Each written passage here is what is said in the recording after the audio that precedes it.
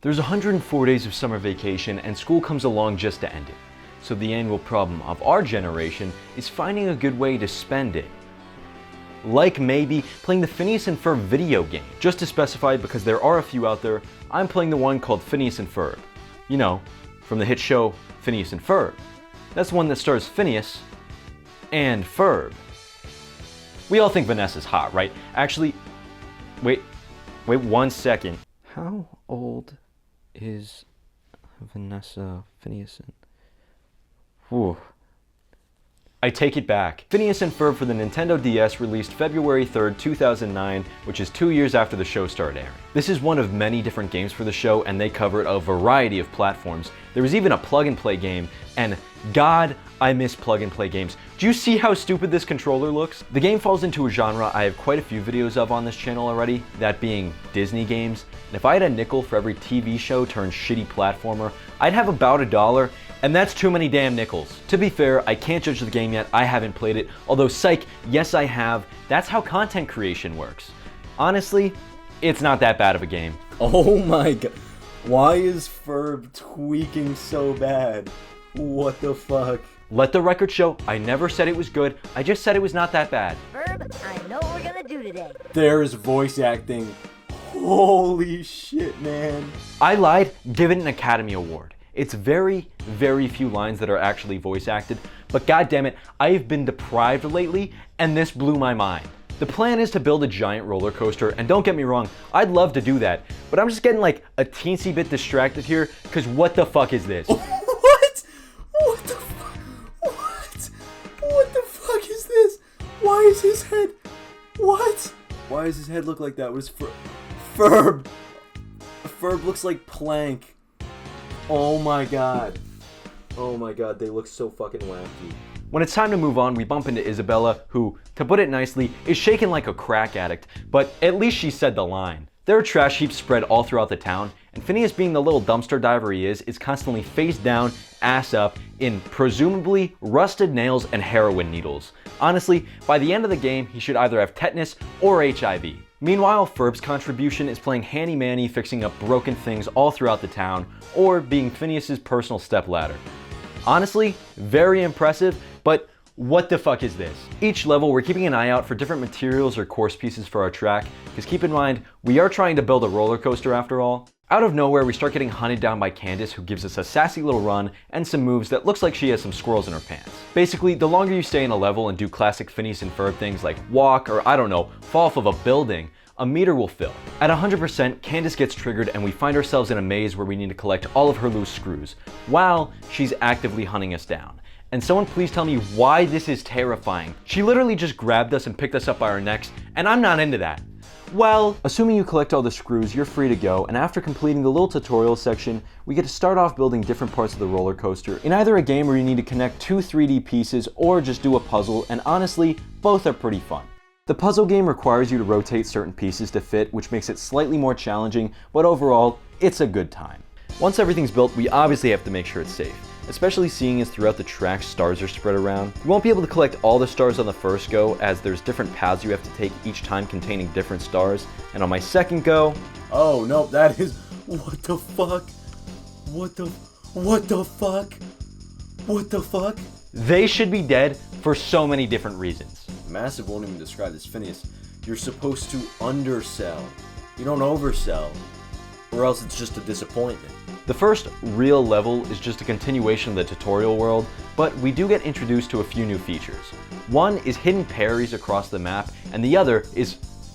Ferb? What the fuck? Was Ferb just kidnapped? What the hell? My bad, it's just the game telling us we can summon Step Bro in case we get stuck. The minigames we play each time Ferb is fixing things occurs a lot more than I thought they would. That's not an issue either. So far they've all been very simplistic, mostly to do with tapping the bottom screen. The one I liked the most was the welding game because it could switch between different shapes, all of which were heads of different characters, and I just thought that that was a little cute touch. When it came to the level design as a whole, I really enjoyed how things were set up. Look-wise, the game has interesting backgrounds as episodes of the show are referenced in constant chaos going on behind the scenes. I'll be honest, I got a little bit lost because I sped past a door I was supposed to fix in order to move on, but once we got it figured out, we moved on to an even bigger section of the map. This new section really showed off the 3D aspects that the game had to offer, and I understand it looks rough, but I'm really impressed with what's here, because I played other Disney games and they can't all be Cory in the house. At a certain point, we discover a radar which when equipped shows us where the toolboxes are on the map, and I cannot stress enough how helpful this is, because this world is huge. There's also a save point and workshop in this section, which is great, but why is it 40 minutes into the level? You mean to tell me that if Candace choked us out, I was gonna need to fully restart? No thank you! I upgraded the radar so now it shows everything on the map, junk piles and broken objects included, before needing to match wires in order to move a crate that blocked our way. And this was actually a bit of a struggle. To be fair, it was because it would just stop me from moving pieces randomly, so it wasn't intentionally difficult, but still. After unlocking a door which takes us to one of the final toolboxes and a teleport that takes us to the start of the level, I had to backtrack all the way to a tiny section I missed, but at least we can finally move on now. This upgraded roller coaster is wild. How are we staying on the track? Why are we in space? That's just an active highway. Also, there's a hole we dug to China, which I would love to have fun in, but for the life of me, I can't collect any of the stars down there. Oh man, that was a blast. I can't wait to just sit back, relax, and enjoy some snow cones. Oh, what's that? We're creating a winter wonderland in the middle of summer and calling it Swinter? What's wrong with Wummer? Now this is a classic snow level. You can tell because there's ice, it's snowing, and we have basketball shoes. I know, that third one confused me too. The shoes increase our jump and also help us lose a lot of progress. The snow definitely lags the game at some points. It's not a big issue, but the frame rate does change at the drop of a hat. On the bright side, there's a few new mini games and the previous ones have changes that increase the difficulty. The final section of this world is climbing up a mountain, and the level once again had quite a bit of life, but someone please explain to me how I missed 4 toolboxes when the game legitimately shows them on the map now. Scouring back through the level took me an hour and 20 minutes. Some I just didn't have the proper tools for the first time around, others were in hidden sections of the map. Someone please tell me why the final toolbox was hidden in the first level. I had to watch a 5-hour playthrough of this game. Do you understand how hard it is to click on a tiny section of a 5-hour video? It was terrible. Candace legitimately busted me 8 times this level, and I'm not sure how much more I have left in me. Instead of a roller coaster, this time we have a bobsled. However, the game plays the exact same way. It was annoying that it took me 4 races in order to collect enough stars to move on, especially seeing the riveting gameplay I was forced to endure. I think it's fair to say these races, because I don't know what else to call them, are not the highlight of the game.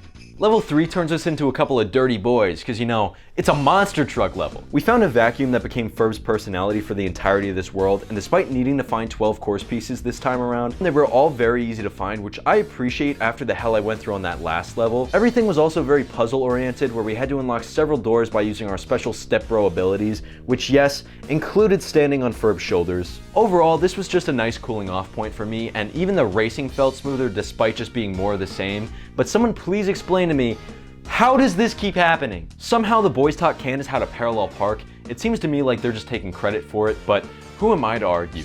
Not even 24 hours later, and Phineas is already on to his next big idea. This time, a giant water slide. But I'm starting to think about things now, and how haven't we been caught?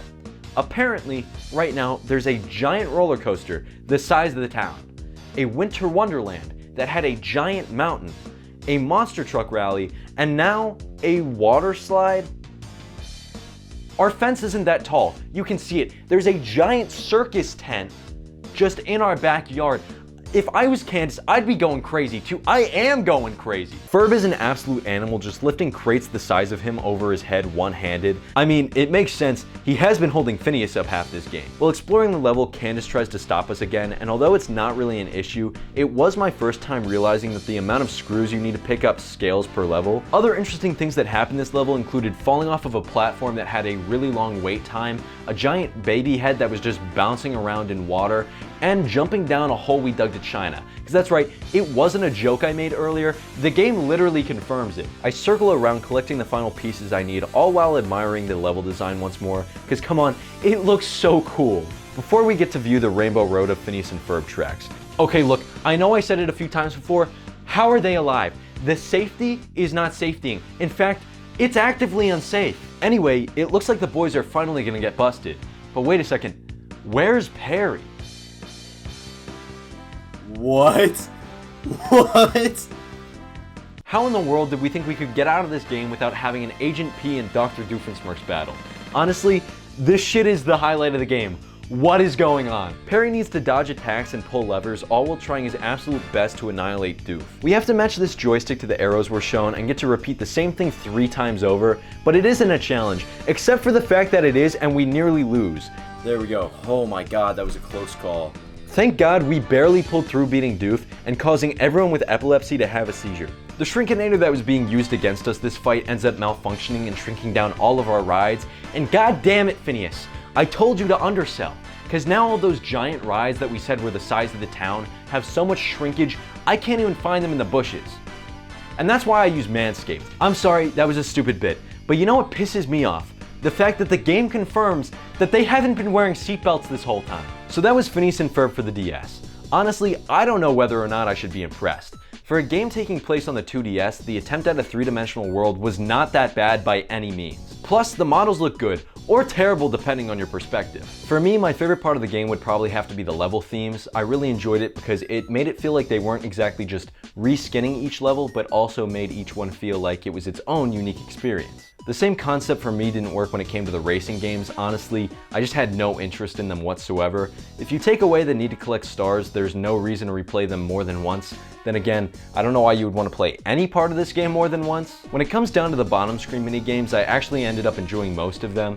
It gave you a chance to breathe from the actual level, but wasn't time consuming enough to stress you out to get frustrated at it. I wish I could say the same about the Candace meter, but honestly, getting stopped every 10 minutes while you're actively trying to accomplish something is just very annoying and got me maybe a little too upset. But it definitely did just come down to the constant repetition that got me annoyed by it. Overall, out of all the Disney games I've played for this channel so far, I'm gonna rate Phineas and Ferb for the Nintendo DS 1 legal Vanessa Doofenshmirtz out of 1, aka a 10 out of 10. Thank you all for watching and I hope you enjoyed. New videos will come out when they come out, and let me know what you guys think about me playing shitty dating sims for a video.